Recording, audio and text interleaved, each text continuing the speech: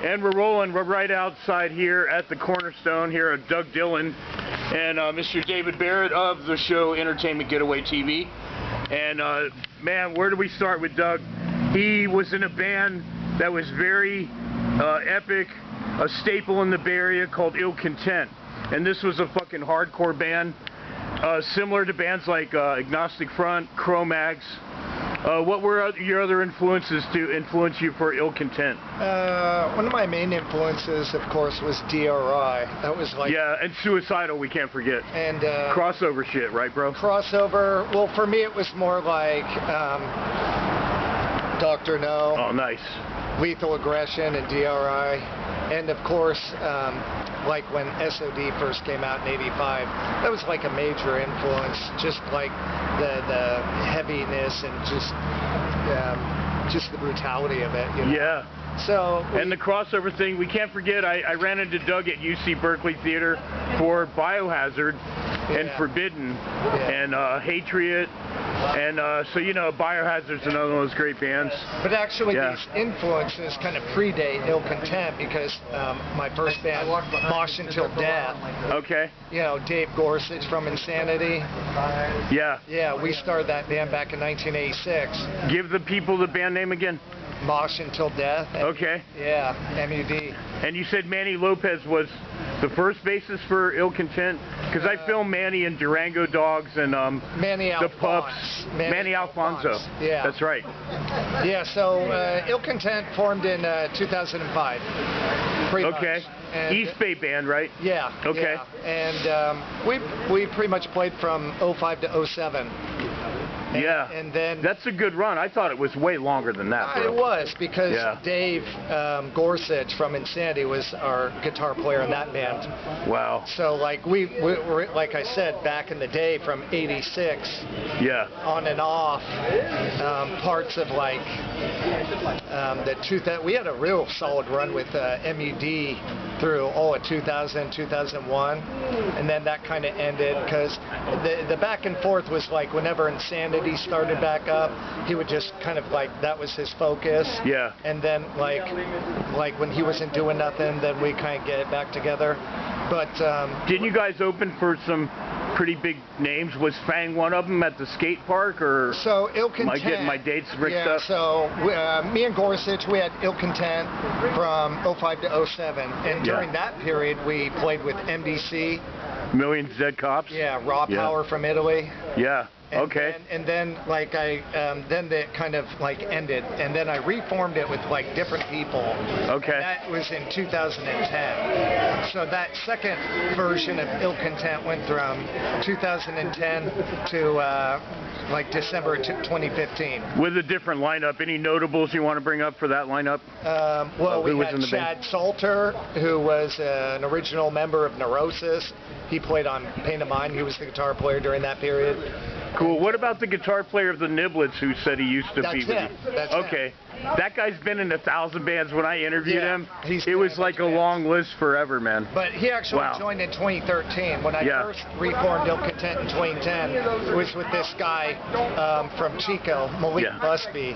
And this guy's really solid. He's the one that recorded all the material with our drummer, wrote all the songs for our second Ill Content album, Strength Through Common Suffering. And where did you record this said studio album? House of Faith, Bart Thurber. Okay, Bart. You know, Larry Hatchett goes back with Bart for his bands, Matt and Sam and stuff. That was because of Revic. Revic and Jack Hill Jill had recorded with Bart Thurber. Okay. So she was the one that, you know, said that we should go with him, so we did. Cool, man. And we recorded 2 albums with Bart Thurber. There should be a documentary about Bart because a lot of bands have worked with him. Yeah, a lot of bands. He's pretty awesome, man. But anyways, we played with, these other later versions of Ill Content, we played with Gangrene, JFA. Oh, wow. Where were some of these clubs you played with Gangrene and JFA and everything? I know Gangrene was at the Parkside in San Francisco. Okay. JFA was a show in Santa Cruz.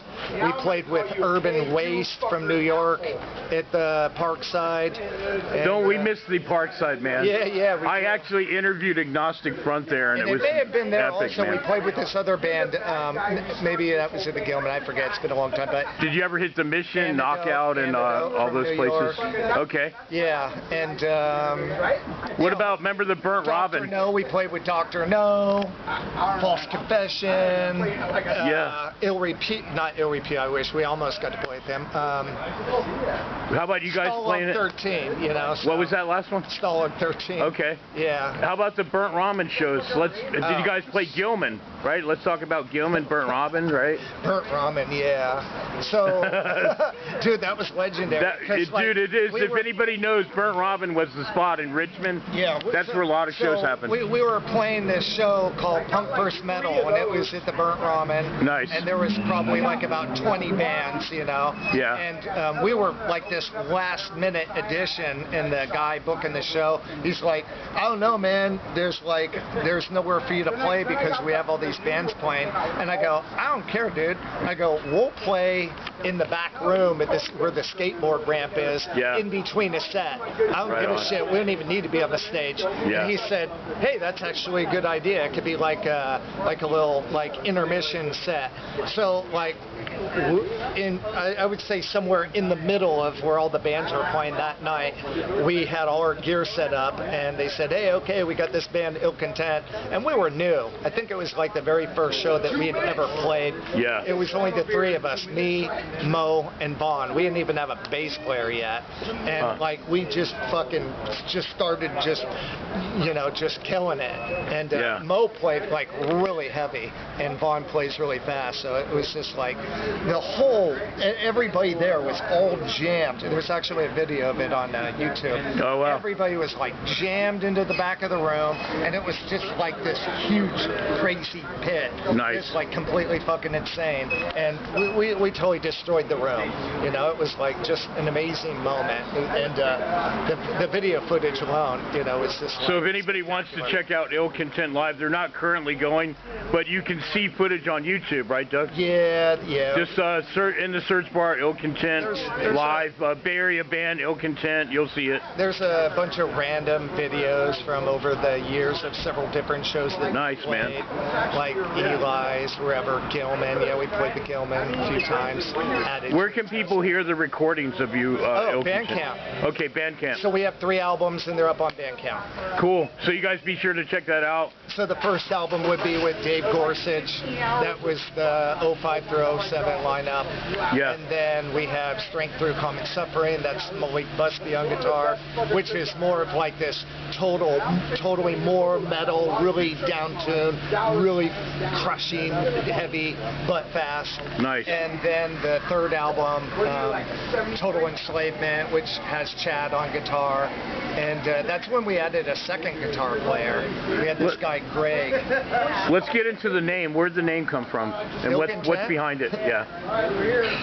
It is actually a good story. There was this guy I used to like. This guy owned his own glass shop, and is this guy I worked with back in. I used to work in the trades. Yeah. And, he was owned his own glass shop, and I worked with him, and we'd do different jobs, shower doors, mirrors, and stuff like that, out in Redwood City. But anyways, I'd hang out with this guy all the time. We'd like hang out, smoke pot. Yeah. And like one day, I came over, and he's like, "Hey man, there's like these like really cute chicks that are on this dating site, and we should like get this email address for you, and we could create you a profile, and you could, get on this dating site." And I'm like, okay, And that's the name that popped out. So, well, he's asking me, he's like, well, you got to create an email address so we can sign you up to AOL. Yeah. And I'm like, okay. And I'm like thinking about like these really dumb names, like, oh, Fun in the Sun or whatever. And he goes, no, nothing like that. He goes, something personal, like something like you. What's you? Yeah. And like instantly, like just like I was just. I guess like an angry, hostile person at the time. And I'm just sitting there, and as soon as he said that, he goes, something about you, and I just go, Ill Content. And he goes, oh, dude, that's fucking That's the name that grabs your attention for sure. So it was illcontent@AOL.com, and that was only an email address for years. Okay. And when it came time when I was forming the band in probably like late 2004, I just thought, you know, like at that time, it'd be a good name. Yeah. I had this huge list of all these names, and I was talking with Dave, and I go, well, what do you think of all these names? And he goes, no, and he looked at Ill Content, he goes, that's the one. So was this your second band then? Yeah. Okay, yeah. Ever, and then there hasn't been one after this, right? No. Okay. Yeah, it's just Mosh Until Death. Let some people know about what were some of your lyrics about. Any particular songs that you want to say? Or you want to leave it up to the individual to interpret what you were saying? Well, or, if they go on Bandcamp, they could read all the lyrics. Okay. The lyrics are up there. All right. Better yet, if you there it is. search around a little bit, you could. I know when you play the song itself, there will be an option to see what the lyrics are.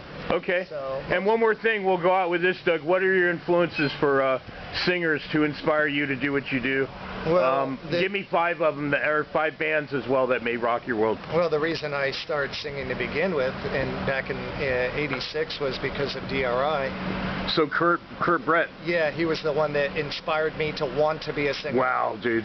And they're still going today. Yeah. Kurt and Spike, yeah. So. Also, John Saltarelli, the singer for Lethal Aggression.